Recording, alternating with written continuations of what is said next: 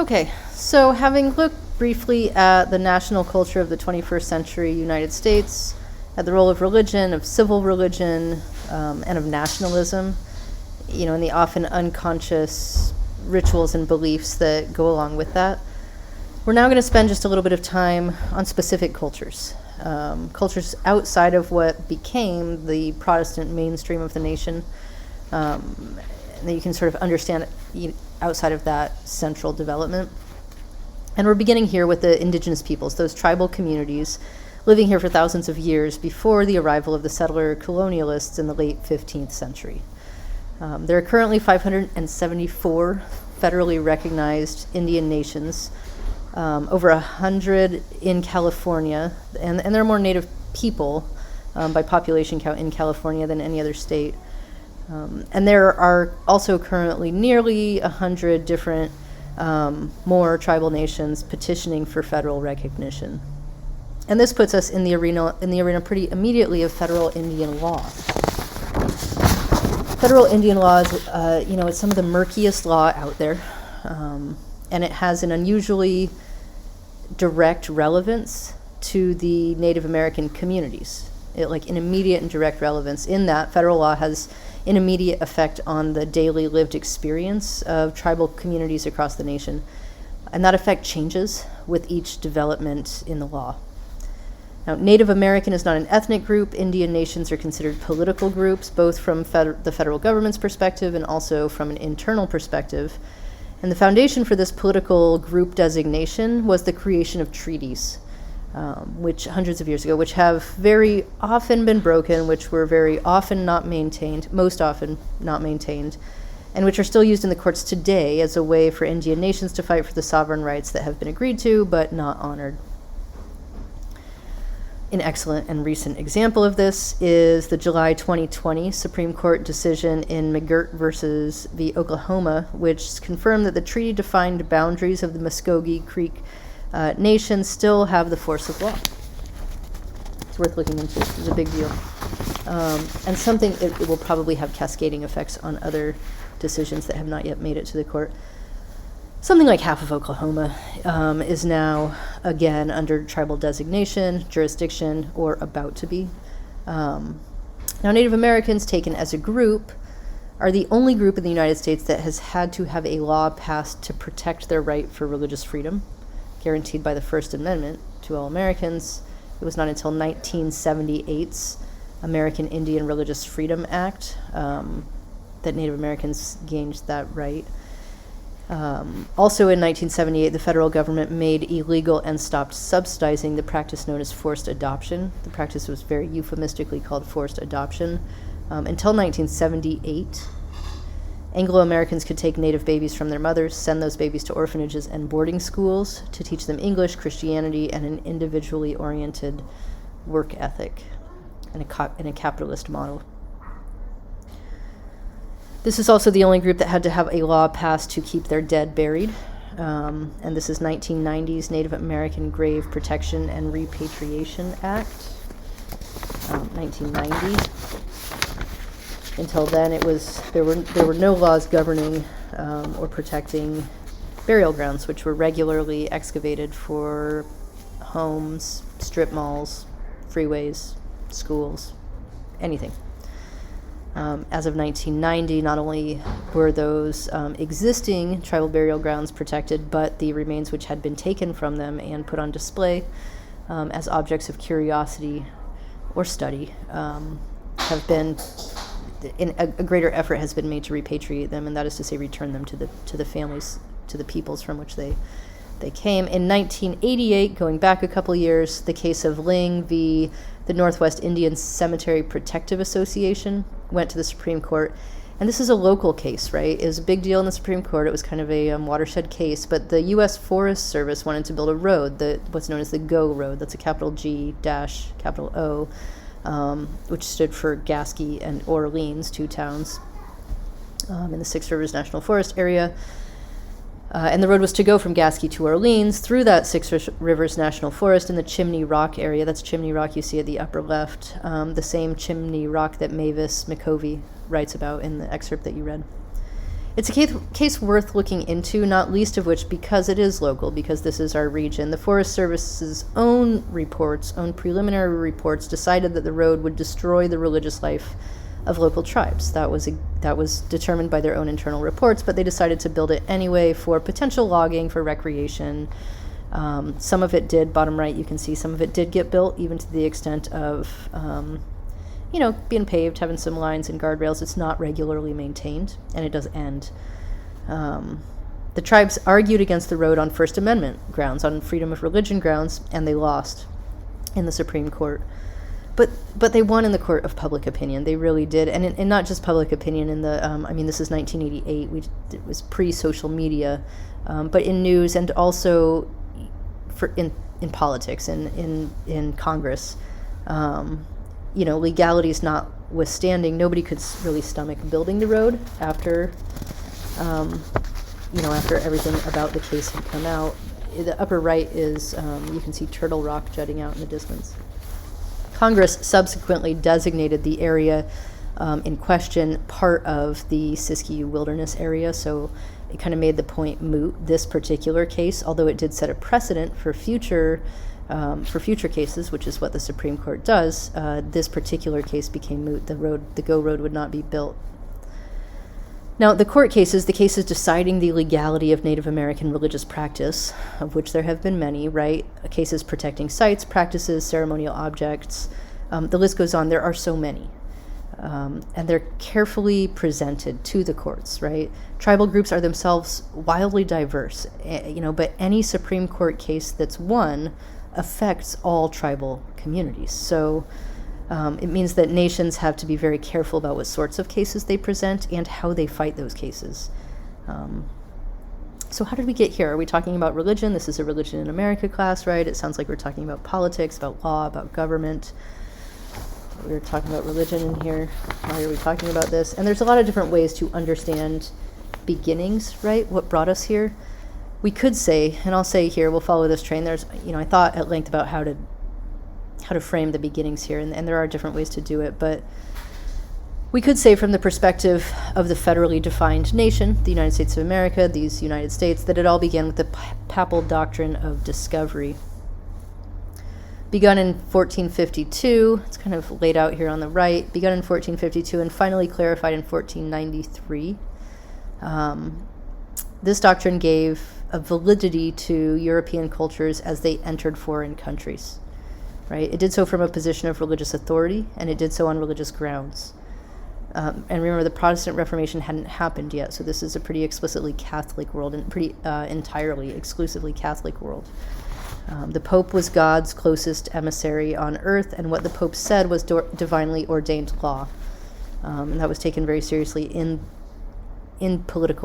terms of political power.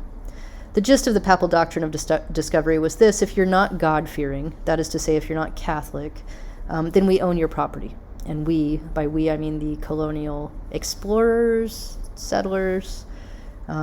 You, by which I mean anyone who's not Catholic and whose lands are, landed upon, you have no rights. This validates all pillaging, any pillaging. It validates, as it turns out, a great deal more than that, including slavery and genocide. So what's that got to do with today, right? This is a 15th century papal doctrine. One would think it went by the board, I don't know, with the Protestant Reformation, maybe with the establishment of this democratic republic, like secularism, I don't know. No. Turns out the papal doctrine of discovery was last cited by the Supreme Court of the United States as a precedent governing a decision in 2005. So before I move on, I just want to bring your attention to a recent book. This came out in 2019. I've just started it. I haven't finished it. So far, so good. So far, it's an excellent book. But it's got a great cover, too. It's Unsettling Truths on the left, the ongoing dehumanizing legacy of the doctrine of discovery.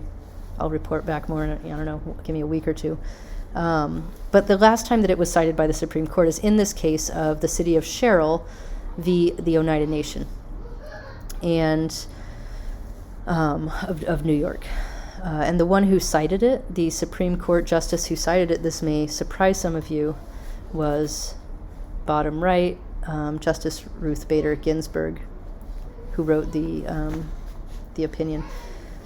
This case has to do with the repurchase of traditional homelands. It has to do with how property taxes are going to be imposed. It has to do with whether or not you can have sovereignty returned after the fact of sale, right? It's not really about religion. But here's the thing, right? Our little conceptual boxes don't really work here.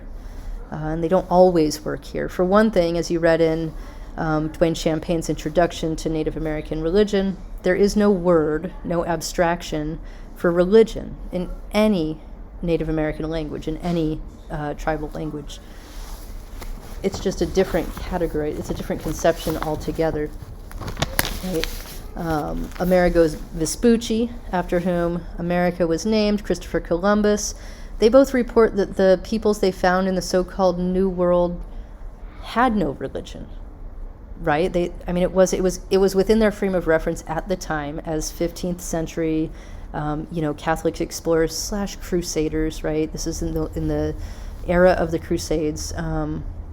It would have been perfectly in keeping to say they were religious and they were heathens, or they were infidels, or they were the wrong kind of religious, and therefore answerable to the remediation of to the violence of the Catholic Church. But they didn't say that. They said they have no religion, right? These folks just don't. And just make a little note of I've included both Vespucci's and Columbus's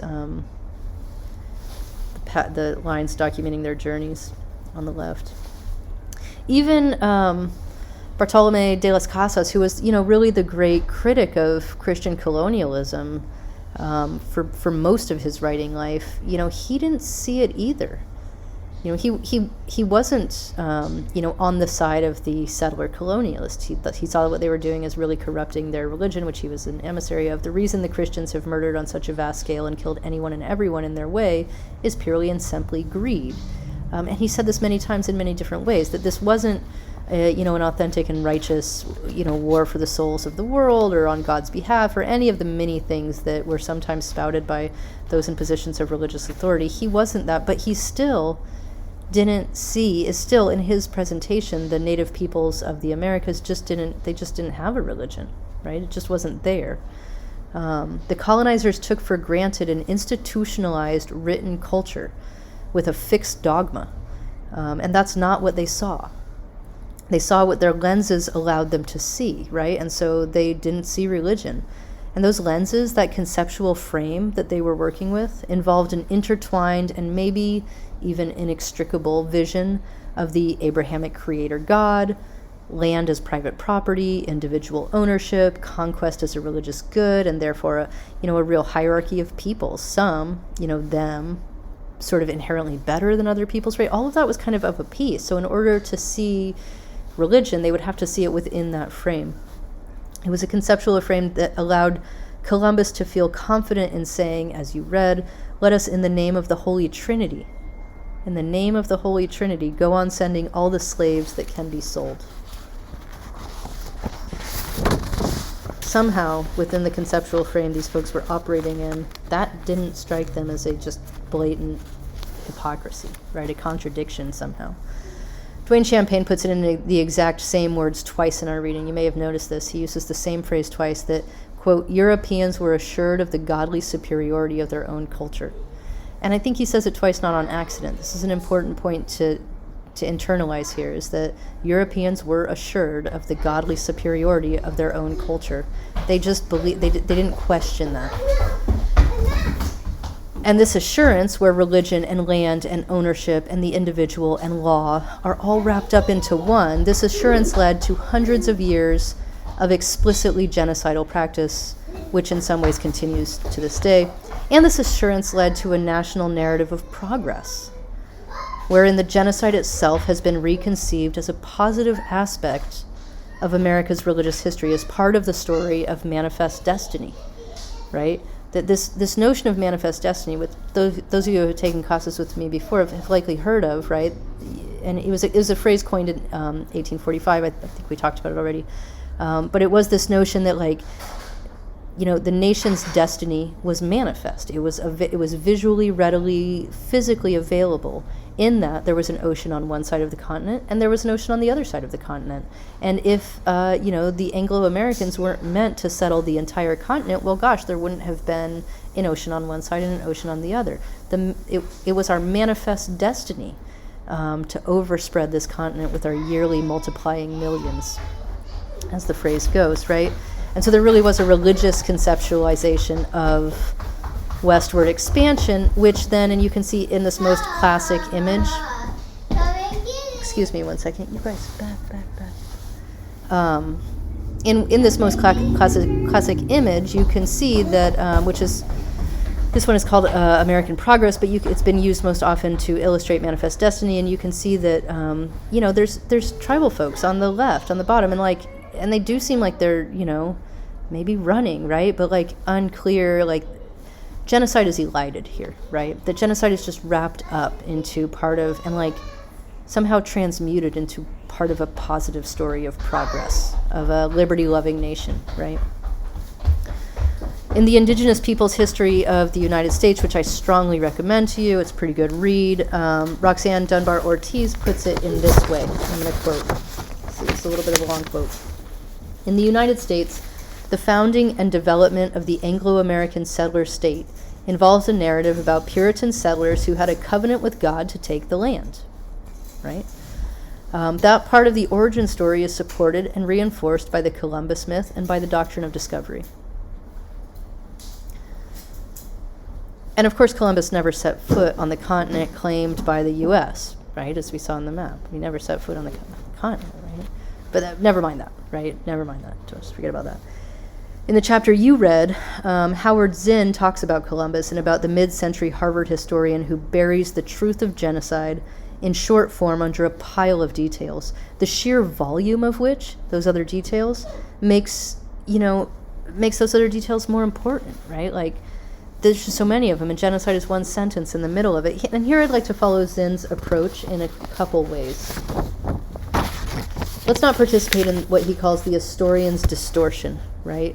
That he calls out Morrison for. Let's not fall into an acceptance of that, quote, learned sense of moral proportion, right? That might allow us to sleep a little bit more soundly, or believe a little bit more easily, or see our world a little bit more simply. But that does so at the expense of at least a part of our humanity, and I don't know, maybe also our moral integrity. So we can't see Native American religious experience without seeing how thoroughly the Anglo-American settler state colonialists shifted the conceptual structure within which that religious experience unfolded. It was a different structure, right? In the southeast tribal region of the Muskogee Creek, Seminole, and others, Muskogee, also Creek, Seminole, and others, before settler colonialists took over, communal life tended to be organized by three branches of government. So in this region that we're looking at here, communal life government tended to shake out into three branches. And for most of these tribal communities, there were three branches of government, right? Number one, civil administration.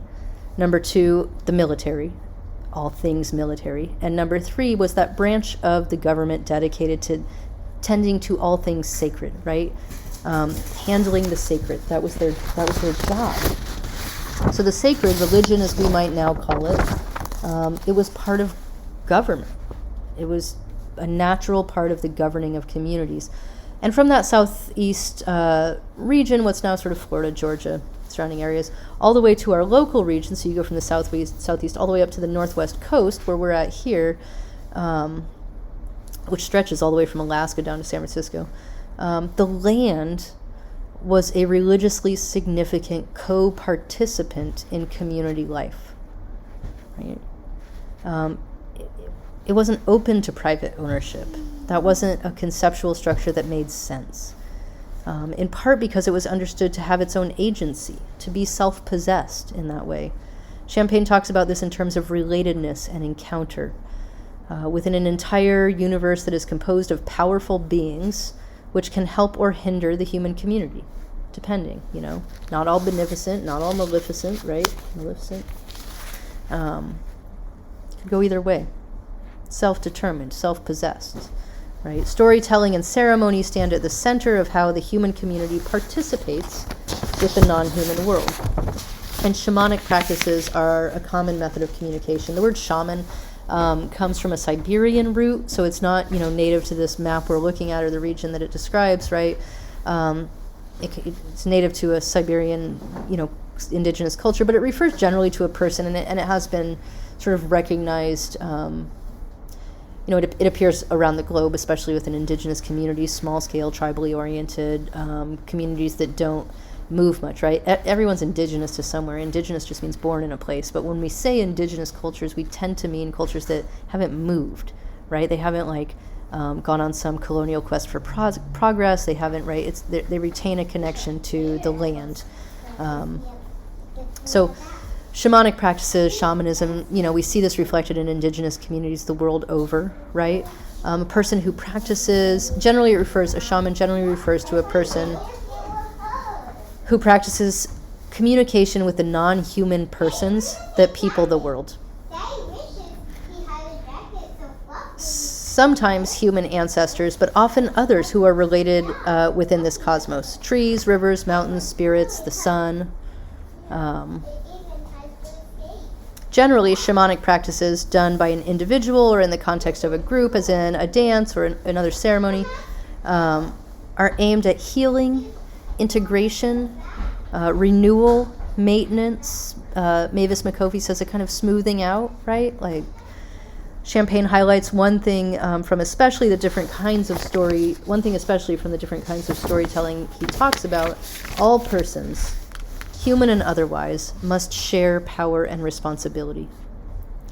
All persons, human and otherwise, must share power and responsibility. And that's not part of the Euro-colonial vision of reality, right? Humans don't see themselves sharing power, maybe responsibility, if that can be construed as blame, but not power, not actual responsibility with any non-human persons, right? Like corporations are persons, but that's a different story altogether. But the trees, the rivers, do they have a vote, And it just doesn't fit within the frame of Euro-colonial reality, right?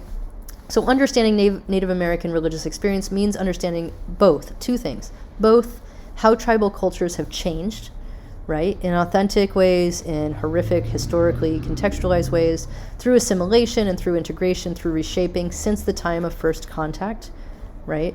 And here you might look into the Native American church, which is a syncretic tradition, which means a mixed tradition of flowing together of different things, right? It integrates traditional practices and Christianity together into a coherent religious practice. This church became a matter of federal law in 1990. With the Supreme Court case of the Employment Division, Department of Human Resources of Oregon v. Smith, when the question up in the air was a central sacramental practice of the Native American Church is the use of peyote, an entheogen that is ritually, used in order to cleanse and heal. And the question for the court was: is the state allowed to deny someone unemployment benefits if they're fired for having used peyote? It turns out, yes, they are. And I left on the left, you see that the number 12, right? And there's a reason for that. This is one of the, it is the most simplified version of the sort of iconic presentation, the symbol associated with the Native American Church, but it's also, in this particular form, is the one that is available that the federal government will carve on your tombstone if you are a military personnel. This is one of the emblems that appears on tombstones in Arlington National Cemetery. So that's why it's number 12. It's 12 on the list of choices. Or you might check out the Indian Shaker Church, which is another syncretic church. It's a blend of tribal traditions, Catholic and Protestant practices and beliefs, and it was founded in Washington State in 1881. It's active throughout the Pacific Northwest. Our region has a number of Indian Shaker churches. So, understanding Native American religious experience means understanding these authentic syncretic developments, right? That people integrate what is part of their world and build something authentic and, unique out of it. But it also means understanding that the Native worldview and the Euro-colonial worldview are not only different, They're really incommensurate. It's difficult to compare them. They're like of two different, they don't use the same terms. It's difficult to compare things that don't use the same terms. They're incommensurate models of knowing. What Champagne refers to as relatedness, what Dunbar-Ortiz discusses in terms of the possibility for conceiving of private land ownership and how much that changed the world. We can also think of in terms of a relational consciousness. The colonial perspective orients itself around the individual, right? I mean, that's just part of our heritage. And by our, I mean the modern West, right? Within which this university class takes place, within which the university structure we are living within has developed, technologically progress-oriented, right? Bureaucratic till the day is long. The colonial perspective, the perspectives, they're multiple, right? It's not a monolithic thing, but they orient themselves to the individual, around the individual. Knowledge is therefore individually accessible, right? I can go get it by myself, right? It's external, it's reified. You can keep it in a book on a shelf. You can walk away. You can spend years away. You can come back and it'll still be there, available and ready for you. You don't have to know the person who created it. Knowledge can live in isolation from the community. It can be objective in that way, and religious experience can similarly be accessed in isolation from the community. The individual soul in communion with his or her individually understood God, right? And from this grows the scientific perspective, individual rights, a number of really good things. It's not an inherently bad perspective. In many ways, it's clearly good, but it may be partial. It may be that this is a partial perspective. There's this concept that I like quite a bit called the Chestertonian heretic, right? It's named after a 20th century theologian and historian named G.K. Chesterton. But the idea is that a person can really, truly, authentically know part of the truth. Can really know it. Can know it better than anyone else, right? Part of the truth. But they become what's called a Chestertonian heretic, though, when they believe that the truth that they know is the whole truth. When I take the piece of truth that I know and I believe that it is the entire truth, that's where we get the phrase Chestertonian heretic. G.K. Chesterton named it. It's a delightful idea, right? That you can be right and still wrong. And the Euro-colonial vision of human experience is not the whole truth. Theologian John Hart frames it this way, that the Euro-colonial vision is egocentric. The individual, the ego, is at the center of possible knowledge. And it doesn't mean egocentric like we might say about somebody whom we don't care for very much, right? He or she, so egocentric, so selfish, so self-involved. That's not what I mean. I mean that the individual is at the center of how we understand knowledge, how we understand the possibility for it, right? My mind and the power of it. Whereas the indigenous American understanding of human experience and knowledge, according to John Hart, is ecocentric, right? This is a relational consciousness. We can figure it in different ways. The individual is real. You can see in this figuring of it that it's at the center and is important. But knowledge of this earth, of the sacred, of the self, is centered in a broad sense of community, of reciprocity, responsibility, integration. It's enlivened by experience and it dies without it. Right? What we have here is the Kumeyaay in San Diego, a storytelling practice here happening on the beach. So we want to avoid here the historian's distortion that Zinn warns us about, the tendency to think that one of these approaches to knowledge, one of these worldviews is superior, farther along the path of human progress, right? But we also want to avoid the romantic mythology that he also talks about, that he ends the chapter with. The romantic mythology of a totally peaceful, cooperative world of indigenous peoples, should the settler colonialists be removed. Right? There's this kind of idealization. Both visions are real, both visions are true, both visions are part of the human experience, right? The difficulty for us in this class and learning as humans in the world is that the politics of marginalization, the history of oppression and violence isn't a history that this nation has authentically faced. Martin Luther King writes, "Our nation was born in genocide when it embraced the doctrine that the original American, the Indian, was an inferior race. We are perhaps the only nation which tried as a matter of national policy to wipe out its indigenous population. Moreover, and this is the part we talked about earlier, right? Moreover, we elevated that tragic experience into a noble crusade. Indeed, even today, we have not permitted ourselves to reject or to feel remorse for this shameful episode. And I'm an optimist. I'm an optimist. So I believe, looking at the circumstances since King said this, that we're getting better. But I do think also that we should listen to him, and that we would all be served if we could permit ourselves to reject that part of our history, right? If we could permit ourselves to feel that remorse in the hopes of an active and ongoing reconciliation. And doing this, we will be more able to listen to voices like that of Mavis McCovey, whom you read an excerpt from, the Karuk medicine woman whose narrative, you read part of it, was just an incredible matter-of-fact presentation of a world that is very different from the one that public school education enculturates us into, for instance. We might be able to hear and to better understand that medicine power she talks about, right? Where the non-human persons communicate with the human community, right? Which is not accessible to Western science, but that nonetheless enriches our shared human experience of life in this world. We all have to survive together, she tells us. And that means seeing the world from a perspective we have not been enculturated to share. It means being receptive to what Hupa regalia maker Bradley Marshall calls the memories of the blood. However, those memories might reshape our sense of what's real, what's meaningful, what's important, and how to move forward in that. So next time we do turn, this has been a quick jaunt, and it will be an equally quick jaunt. Next time we will turn to Judaism in America. After that, again, Catholicism in America, and then we kind of enter into this mainstream. And we will see that there are many branches to the mainstream, and we will see that there's internal contradictions, and it's not a simple story. It's very complex, but we'll go from Native America to Judaism in America, to Catholicism in America, and then into that Protestant mainstream before at the end of the semester we branch away from Protestantism, from the Protestant world a bit more.